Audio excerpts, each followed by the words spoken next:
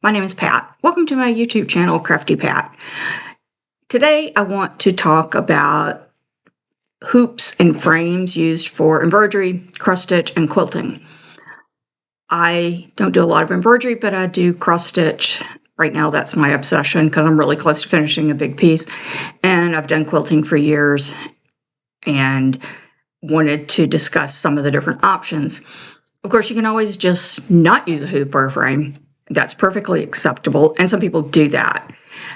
First, I'm going to switch to a video that I did from overhead to show you embroidery, cross-stitch hoops, and how they are used. Then I'll come back and talk some about quilting hoops and frames. So let's switch to the video. Okay, let's start by talking about your standard craft store hoop. These are usually made from bamboo. Maybe older ones were a different type of wood. This one's from Michael's, and it says bamboo hoop, and it'll tell you the diameter. That's 7 inches. And that diameter is pretty much from the outside of this piece. It comes apart in 2 pieces. You tighten this down or you loosen it up. So, we'll move some of these other sizes out of the way. You put your hoop down, your inner hoop down, put your piece of cloth, fabric, put that on there, and tighten it. And some people like their fabric loose. It just depends on how you like to stitch. Now these, you do want to make sure they're clean. You want to make sure that, well, there went my sample paper towel. You want to make sure they're clean. You want to make sure there's no rough edges. If there's rough edges, you can either sand them down slightly, or if it's loose, some people put some washi tape or around it. You could put fabric around it, but that's going to give you a lot of thickness. So the diameter, back to the diameter, it's pretty much, if you can see, sorry if there's a reflection of my metal ruler, it's 4 inches from here to here. And these come in lots of sizes. They also come in this is a 4-inch, I have a 3-inch somewhere, here's a 5-inch. Some of them have it printed on there, the size. Some of it's on the inside. See if you can see that, 6-inch.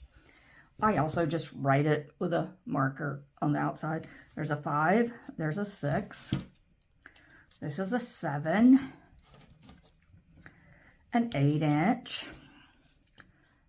a 9-inch, and then my largest one is a 10-inch. I think I may have a 12-inch somewhere. I see on Amazon and other places online you can get 12, 14, 16, 18, but to me, an 18 would be very large. I have used quilting hoops that are 18 to 24 inches, and they're cumbersome. If you had a stand that holds your hoop, maybe that would be more doable. So these are the round hoops. This is what you're usually going to find, like I said, in the craft store. There's different. This one seems a little sturdier. I wonder if I got that one somewhere else.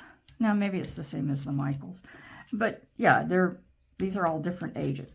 If you want to know more about vintage, not just vintage, antique embroidery cross-stitch hoops, look at, I'll link below a video from Stephanie of Cross Stitch the Globe. She collects antique hoops from late 1800s, early 1900s, and she does a great video showing the different types of hoops, how they attach, and what to look for. If you see them in the thrift stores, you want to pick them up. And they're called like Queen and Princess. I forget the names, but they look really nice. I've never seen one in person. You also can get oval shaped hoops. This one is 5 by 9, so it's 5 inches this way and 9 inches this way. It works the same. Now, some people may have problems with loosening these. So I'll show you some alternatives in a minute. This is a little rough right there, so I would watch that on my fabric, especially when you are putting the hoop over an area that you've already stitched on. Here, these two oval ones I got from DMC, from their website. And if you look, you can see the thickness is different. I don't know what they're made of, but they're much thicker. And if they still were only a few dollars. They're not super expensive. They're not as tall this way, but they're thicker this way. And this one is 7 by 9. So the first one was 5 by 9. This one is 7 by 9. So 7 inches this way. And this one is 4 by 7, roughly. I haven't used these a lot. I haven't been cross-stitching a lot in the last few years, but I've done a little bit. But these are sturdy. And these even have on the little end, most of these is just flat, but this has a place for a screwdriver. So you could, if you were having a hard time, if your fingers are not nimble enough to do that, you could put a little screwdriver in there. But now this one, the little nut, you kind of have to hold on to it at times, because you can see it's twirling as I twirl that. These, that's made into this piece, so it doesn't come off. So that's just something else to look at. Oh, let me reach over here and get my piece of Ada. But to use these, any of these, you, like I showed earlier, these hoops are the same, these oval ones. You take that off, probably want to loosen it up quite a bit. You can see now that this is not attached to that. Take your piece of fabric, pop it over that. It's a little tight. May need to be loosened up some more. And get it on there nice and tight. And then if you need to, you can tighten that down as you work on it. Another option are plastic hoops. I have a couple of different plastic hoops here as well. I don't know where I got some of these. I've had them for some time. These have a little lip right there. This blue one has the same thing. You can see there's a lip. So when you put it like this, it's not going to slide all the way through. Whereas a wooden one, you can slide it this way or this way. These don't do that. They hold your fabric a little bit more snug because your fabric's not going to move through there. This is a 4-inch. I believe this is a 3-inch. The interesting thing is, I think I used these backwards from the way they expect you to. This is a 6-inch, same theory. And this is another 6-inch. And you probably can't see it on screen, but engraved in here is it says this side up. And not all of them say that, but this one also says this side up, which means the flange is pointing upward. So the way I use it is I put the flange down, then I put the, again, let me have to press down a little bit. Then I do it like this, and there's the flange. So I stitch on this side, but you could stitch on this side. It's up to you. And the same with the wooden hoops, whichever way makes you happy. So those are, and I don't, like I said, I don't know where I got these. They don't have a brand name on them. I may have picked them up at thrift stores. I really don't know. Now these I also like, not that one, this one. I think I got these at Michael's a few years ago. It also has a screwdriver head. This is a Phillips screwdriver. The other one was flat. So these, you do like that. Yeah, I can just hold it with my finger and screw that tight. But here's the other interesting part about these is it's tongue and groove. See, there's a lip there, and there's the groove that it sits in. So that really holds your fabric nice and taut. You put the, whichever way you want to do it. I always put the inner hoop down first. And you put this on there. It takes a little bit of hand strength to get it on there, because it's got to pop into that groove. And then once it pops in there, there we go. Your fabric's not going, and you tighten it down a little bit. Your fabric is not going anywhere. It's going to stay nice and taut. I like mine taut. You can make it loose and then tighten. I got these at Michael's a few years ago. They no longer sell them, from what I can tell. Not at Michael's. But I did just look on Amazon, and I did see, I don't remember the brand, but there are other companies who make these and sell these. It may be the same company, just now they're selling them through other sources. But I do like this type. And now my new favorite is this one. I have a couple of different ones of this. These are called tension hoops, I think. So you squeeze that together, and again, there's a groove, and this metal piece goes in that groove. These take a second to get on. You've got to pay attention. It's best to, these hoops I can put on without being on a flat surface. This, I've got to be on a flat surface. So I've got my hoop under there. You take this, you've got to squeeze that together and kind of get it. It takes as you can tell, it takes a couple of tries because you've got to get it going in there. And I don't know if of course I can't do it now that I'm on camera. But it's good that you see that it takes some finagling. You got to get it going in the groove before you let go. Oh, I thought I had it. This Aida is thick. That's part of the issue. I've been using this on a project that I'm doing that's on linen, and I really like it for that. But once it's in there, kind of push it down good. Don't pull on your fabric, because if you pull on your fabric, this thing may pop out. But now that's nice and taut. And again, you can stitch on either side, whichever way makes you happy. You do have to make sure you don't, that your threads, if you have long threads like I tend to do, that your thread is not getting caught on this part. Again, I like this one. I have to use a flat surface. I have to stop and think about it to make it work. This one doesn't have any plastic on this part. This is plastic. This one has these plastics that have a little grip on them, but it works the same way. Again, it's got a groove. You put your fabric on there, and you do that. And it's easy to do when there's no fabric on it, but with the fabric, it's a challenge, and you can't, and of course, I can't see through the fabric to see where I'm putting it.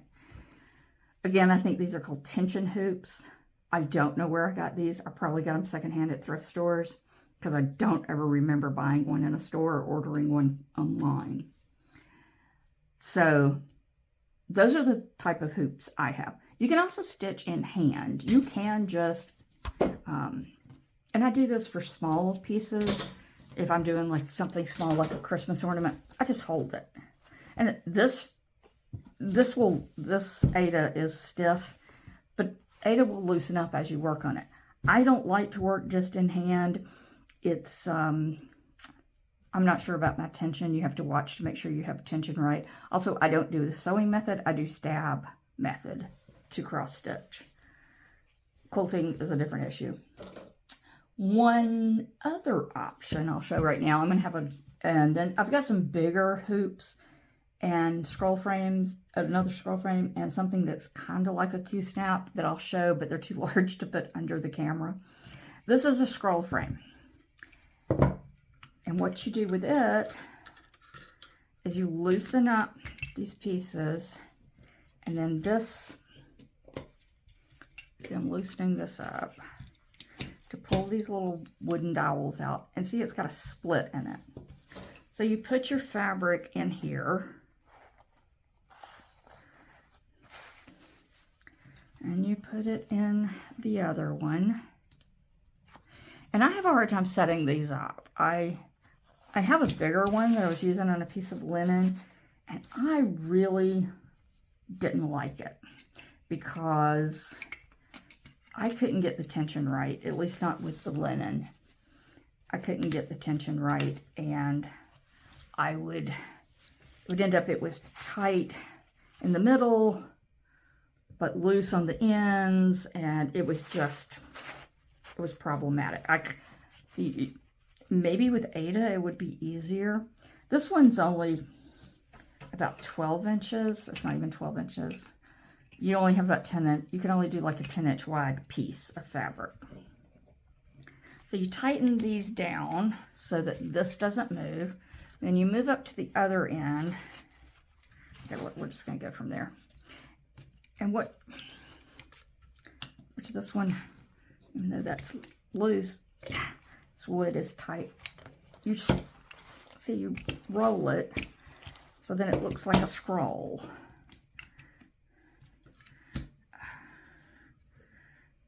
And that's what I struggle with, getting it set up. And then rolling it. So this one, for some reason, this end is really tight. And of course, then I just pulled it out of the bottom because I didn't have it wrapped around the bottom right. So you got to have plenty of margin on the top and bottom. And then as you work, you undo these. This one needs a little oil in there or something. And then you scroll it down. And like I said, I had a hard time with the linen. It would be loose on the edges. It would be like, this one is tight right here, but this is loose. So if you have some tips of how to use a scroll frame, please leave me a comment below. Or if you have a good video about how to use these, let us know in the comments, because otherwise I don't know that I'm going to keep these, because they're that frustrating for me. They're just not worth it. And also, they're kind of bulky. You got these sharp edges. I don't have again, if you have a stand that holds this, maybe it's easier. This one, like I said, it's like 10 inches. You've only got about 4 inches of working space there. That goes to like 4.5. So you don't have a lot of working space on this small one. I have a larger one. It gives you a lot more working space, but again, I obviously am not sure how to use that, which it's been a while since I've looked up how to use it. Maybe I could look and find some tips on how to do that. Okay, so that's all of this size frame. And next I'll show you the larger frames. There is one frame I didn't show you in that video clip, and that is this type. And this is often used for needlework. You buy these different shaped bars, and you can see they have little notches here. And you snap them together, whatever size you want. I have a 12-inch and a 6-inch here. And make a rectangle or a square. And this isn't necessarily easy to do, and I just put that one in the wrong direction to make a rectangle. You can see you snap it together. We'll pretend that's all done. Well, let me see if I can get it in. And then you stretch your fabric over it, and you use a thumbtack. I don't know what you might call these in other countries. We call them thumbtacks. Looks like this. To attach your fabric to here, you can see there's some little holes. And you stretch your fabric out across and you attach it here. And you make this the size of your piece of fabric, or your finished, bigger than your finished piece. So then you have all of this to stitch in. These I know are used for embroidery. I will link below to a channel, Sarah Homfray of Sarah Homfray Embroideries. She went to the Royal School of Needlework in England, and I think they use these a lot. These are probably a lot better if you have a stand that clamps onto it and holds it, much like the scroll frames. And then you can stitch with both hands, and it keeps your fabric clean. You're not touching it. Also, I wanted to show you the bigger scroll frame I have. As you can see, it's quite large. It's like 18 inches wide. It's a little heavy. And again, probably if I had one of those stands that sits on the table or sits on the floor and holds this, then I would be more comfortable using than trying to sit with it in my lap. Next, I want to show you a couple of quilting hoops. This is a quilting hoop. I put tape over that because it had some rough edges that I didn't want catching on the fabric. You can see it's much, this is an 18-inch one. It's much, excuse me, it's much thicker than an embroidery hoop because you're putting 3 layers in here, the quilt sandwich, which is backing and the front, and usually batting, or some people call it wadding, which is usually somewhat thick. You can't do quilting with just 2 layers of fabric without anything in the center. So this is much larger, and you have a larger space to quilt in. And again, like an embroidery hoop, you loosen it up, you put your batting, you put it on there and tighten it. I have one that's even larger than this. That's like a 24-inch. I think you can also get, I think also those frames that would hold the scroll frame would maybe hold one of these, or maybe you have 2, something that latches onto both sides. I don't actually use these anymore.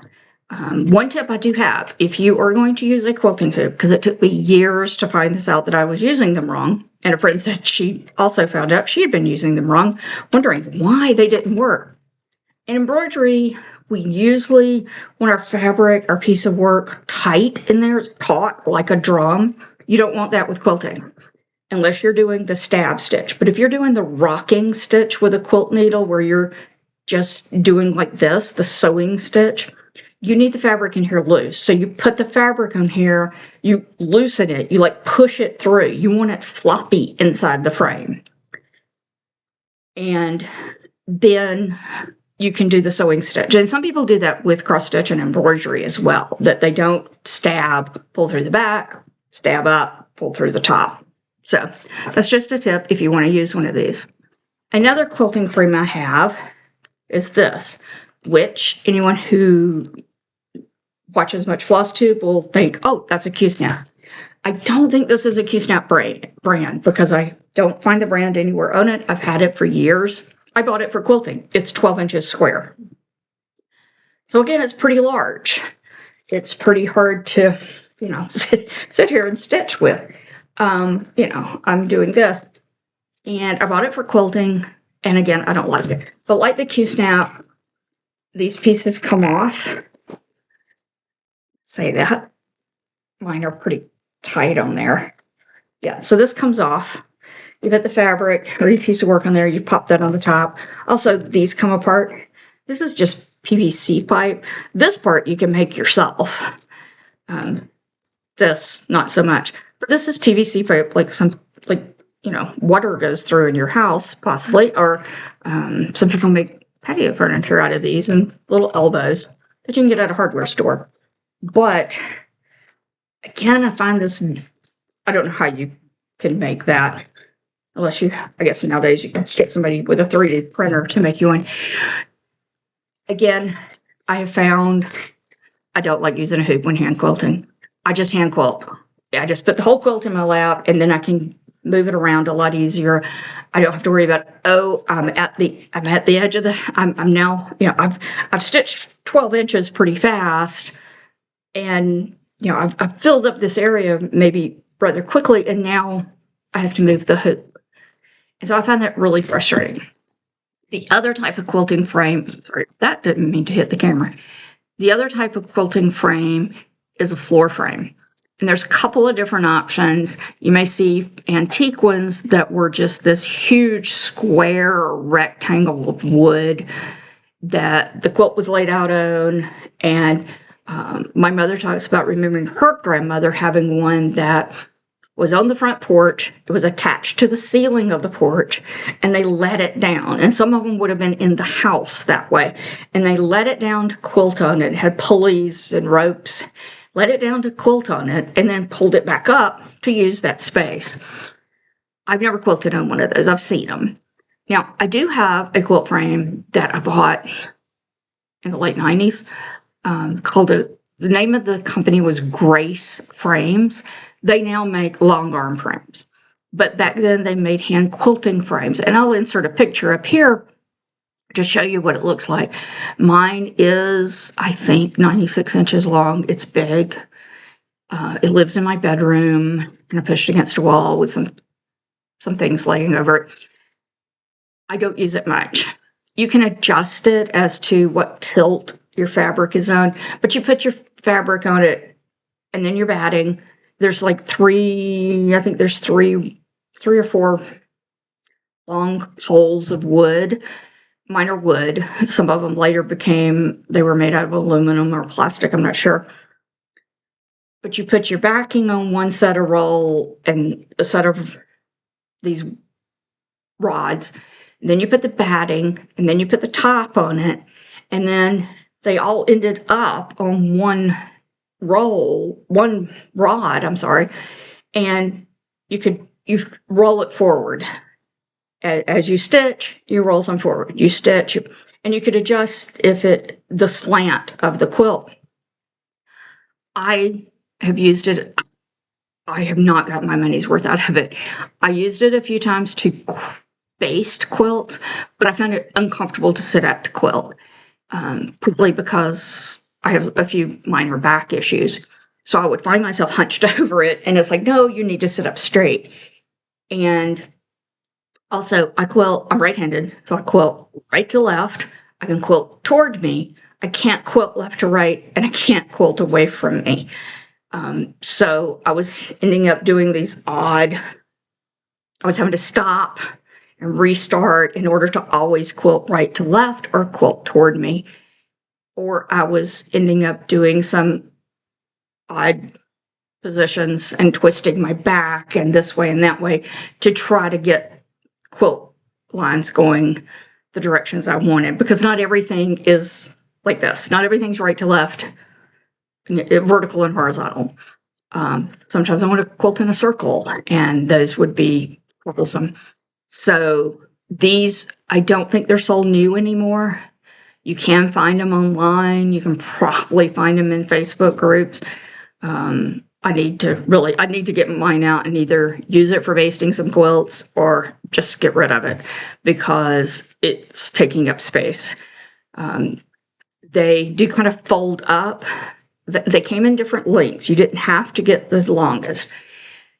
They do fold up so you can put them behind the couch or under the bed. They are a little heavy. I mean, at least mine is wood. It's solid wood. So, and it's so long, it bends if I'm not careful when I'm moving it. But that is an option that a lot of people use. I hope that this video has been helpful. If it has, please give me a thumbs up. Leave a comment below if you have any suggestions of how to use some of the hoops I've talked about, or hints on how to use them, or if you have other type of hoops or frames that you use to do any type of stitching. I would love to hear about it. And like I said, there will be some links below in the description to some other videos that I talked about and some other channels I talked about. Hopefully you'll continue to enjoy and continue to join me on my crafty adventures. So please click subscribe and let others know about my channel. Thanks.